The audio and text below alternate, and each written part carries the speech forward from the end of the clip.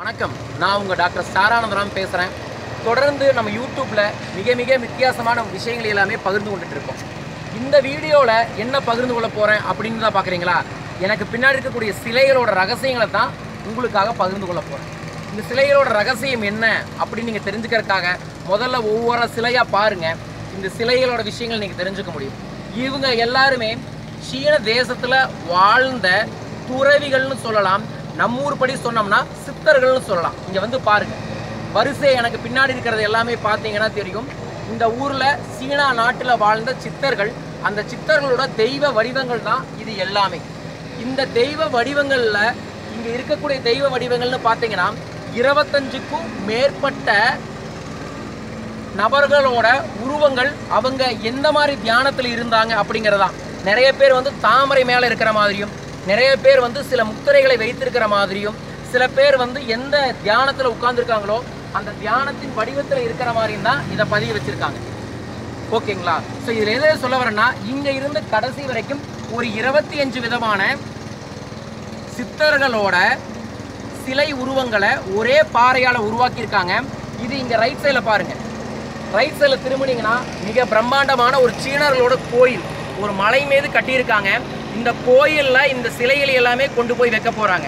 இந்த சிலைகளில் இருக்கக்கூடிய 25 சிலைகளில் மிக முக்கியமாக இங்கே நீங்கள் பார்க்குற சிலை என்ன அப்படிங்கிறத காமிக்கிறதுக்காகத்தான் இந்த வீடியோவே. இந்த சிலையை பாருங்கள். இந்த சிலை தான் வந்து 25லையும் இருக்கக்கூடிய ஒரே ஒரு பெண் துறவியாய், பெண் சித்தராய் இருக்கக்கூடிய ஒரு சிலை இந்த சிலை மட்டும்தான். ஸோ 25 பேரில் ஏன் ஒருத்தங்க பெண்ணு வச்சாங்க அப்படிங்கிற ஆராய்ச்சி பண்ணுறதுக்கு நான் இந்த வீடியோவை பதிவு பண்ணல. இந்த வீடியோவில் பதிவு பண்ணக்கூடிய விஷயம் என்ன தெரியுங்களா? இந்த 25 சீன துறவிகளில் ஒருத்தங்க பெண். இந்த ஒருத்தங்க எங்கிருந்து வந்திருக்காங்க தெரியுமா?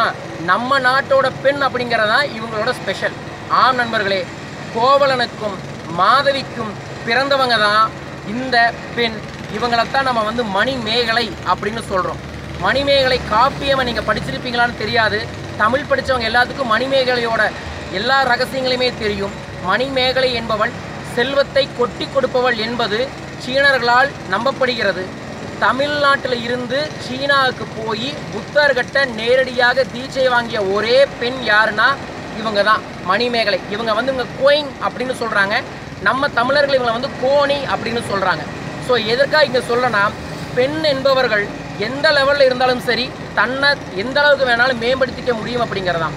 ஒவ்வொரு குடும்பத்தில் வளமை வருவதற்கும் ஒவ்வொரு குடும்பத்துக்கு வறுமை வருவதற்கும் காரணமானது யாருன்னு சொன்னால் அவங்க பெண்கள் தான்.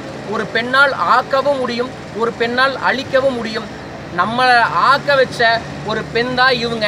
இவங்களோட உச்சம் தான் இவங்க லட்சுமி தேவியாக இருக்கிறாங்க. ஒவ்வொரு வீட்டில் இருக்கக்கூடிய பெண்களும் லட்சுமி தாங்க.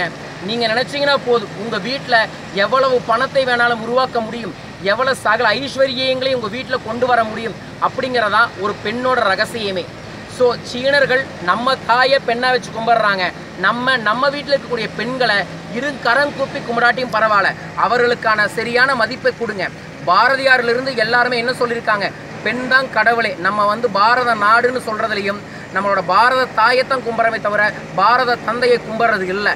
நம்ம பாரத நாடுன்னு சொல்கிறதுக்கு காரணமும் பெண் தான். பூமியை வந்து பூமி தந்தைன்னு சொல்கிறதில்ல, பூமி தாய்ந்தான் சொல்கிறோம். நம்ம இந்திய நாட்டில் இருக்கக்கூடிய அத்தனை ஆறுகளுமே பெண் பெயர்களை ஓடுவதற்கு காரணம் என்ன? பெண்ணை நாம் மிக உயர்ந்ததாக வணங்கிட்டு இருந்தோம். இப்போ சரி வர வணங்காதங்காட்டிக்கு தான் நம்ம வீட்டில் வரக்கூடிய அத்தனை பண பிரச்சனைகளுக்கும் அத்தனை விதமான பிரச்சனைகளுக்கு காரணமே. ஸோ வீட்டில் இருக்கக்கூடிய பெண்களை லட்சுமி கடாட்சமாக கும்பிடுங்கள். சீனர்களே நம்ம வீட்டு பெண், நம்ம ஊர் பெண்ணை கும்பிட்றாங்க. நம்ம வீட்டுக்கு பெண்ணை கும்பிட்டா என்னங்க? தயவு செஞ்சு அவங்கள கும்பிடுங்க, அவங்கள வாழ்த்துங்க, அவங்கள பாராட்டுங்க. அவங்களுக்கு மனசு சங்கடப்படுற மாதிரியான வார்த்தைகளை பயன்படுத்தாதீங்க. அப்படி பயன்படுத்தாமல் இருந்தீங்கன்னாவே போதும், உங்களுக்கான செல்வம் உங்களை தேடி வரும் என்பதுதான் ஸ்பெஷல். இவங்களை பற்றி இன்னொரு விஷயம் இதுலேயே பதிவு பண்ணுறேங்க. கோவலன் மாதவியை பற்றி தெரியும். மாதவி வந்து ஒரு வேசியாக இருந்தாங்க. அதனால் வந்து அதில் தான் வந்து அடுத்த கட்டத்துக்கு கதை நடக்கும். ஆனால் அந்த வேசிக்கிட்ட பிறந்தவங்க தான் மணிமேகலை. பிறப்பு எப்படி இருந்தாலும் பரவாயில்லை, ஆனால் அந்த பிறப்பை சிறப்பாக வாழ வைக்க முடியும்னு ஒரு உதாரணத்தாவே இருக்கிறவங்க தான். நீங்கள் பிறக்கும் போது ஏழையாக இருப்பது தவறே இல்லை, ஆனால் இறக்கும் போது ஏழையாக இருப்பது உங்களுடைய தவறு தான். நினச்சிக்கங்க. உங்கள் பிறப்பு எந்த ஜாதியிலையோ, எந்த மதத்திலேயோ, எந்த நாட்டிலேயோ, எந்த மொழியிலையோ, எந்த வீட்டிலேயோ, எந்த குடும்பத்திலேயோ இருக்குன்னு வருத்தப்படாதீங்க. உங்களால் எதையும் சாதிக்க முடியும் அப்படிங்கிற விஷயத்தை தெரிஞ்சுக்கிட்டு அதற்கான முயற்சியையும் அதற்கான பயிற்சியையும் மட்டும் நீங்கள் எடுத்தால் போதும். சாதாரணமாக இருக்கக்கூடிய உங்கள் வாழ்க்கையை அசாதாரணமாக நீங்கள் உருவாக்கிக்க முடியும். ஸோ அசாதாரணமான வாழ்க்கை வேணும் அப்படிங்கிறவங்களுக்கு உதாரணமாக இருக்கிறவங்க தான் இந்த மணிமேகலை தாயும். ஸோ இந்த தாயை நான் கைவிட்டு வணங்குறேன். உங்களையும் கையெடுத்து வணங்குவது.